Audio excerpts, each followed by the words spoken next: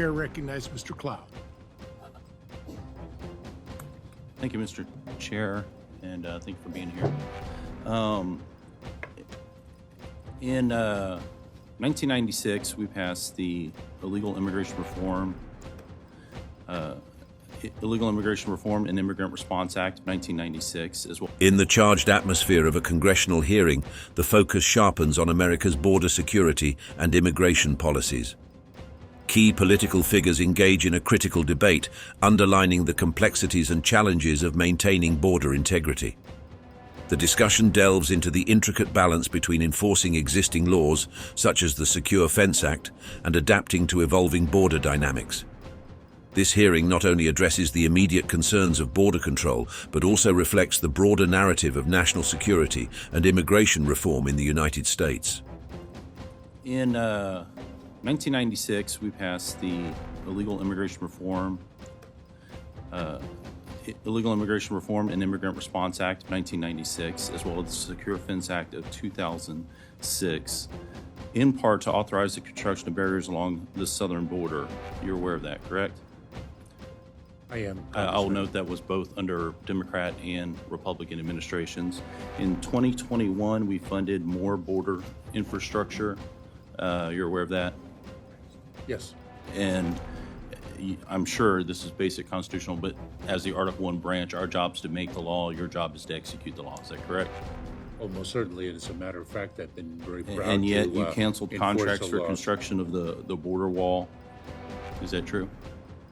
You've canceled contracts for building the Congressman, border wall? I can assure you that we will comply with all our legal obligations. Right now, we're paying for border wall to be stored instead of built. Is that correct? We are, I have approved, as I testified earlier. Is that correct? Yes or no? Approximately 129 Is- gates and gaps. And so that project. Yes that or work is no? Are we underway. paying for border wall to be stored We are indeed. instead of built? Thank you. That include Texas, who was trying to buy it to build it themselves. You stopped Texas from buying border wall. Congressman, I'm not familiar with that. I'll certainly look into that and touch base with you in the days following. You keep talking about force multipliers as well. When I talk to the boots on the ground, they talk about the border infrastructure, specifically the wall, the roads that go along with it, chopping down the cane, the technology that's involved, all being one of the most effective force multipliers in the sense that you can have 2 or 3 people patrol a few miles of border as opposed to dozens. It's pretty significant that we do this, yet Biden's border budget request takes the money that we've already allocated and moves it to other directions. Isn't that correct? I'm confused by your question, Congressman. And The I can border assure you that you're here to propose takes money that we've already allocated for the border wall and moves it to other objectives. Isn't that correct? we are seeking to invest in people. It's a yes or no question.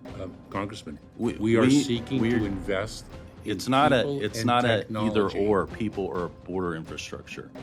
No, that's why I'm saying. You're taking what we've already authorized, what we've already appropriated for border wall construction, and you're wanting to rescind that and use it for other purposes. Isn't that correct? Congressman, we will comply with our legal obligations for fiscal year That's a very 2023. well-worded way to get around. You find these loopholes, and you're missing the objective, the overall objective of securing the border. As the debate intensifies, the conversation pivots to the practicalities of border security measures, including the construction and efficacy of physical barriers. Allegations arise about the redirection of funds and the perceived inefficiencies in border management, spotlighting the tension between legislative intent and executive action. The discourse at this juncture highlights the deep-seated challenges and differing viewpoints on the best approach to secure the nation's borders. The Secure Fence Act of 2006 defines what operational control is as the prevention of all unlawful entries into the United States, including entries by terrorists and other unlawful aliens, instruments of terrorism, narcotics, and other contraband. To be clear, that's the only definition that exists legally of operational control. Isn't that correct? I believe that is the statutory definition under the Secure Fence Act of And 2006. I understand a point that you've made that it does say all, and as long as it says all, you can never perfectly achieve operational control.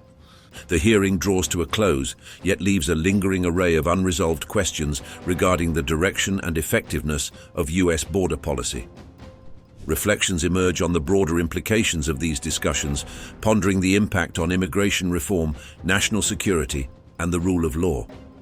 The call for further investigation and action underscores the ongoing debate on balancing secure borders with humane immigration policies.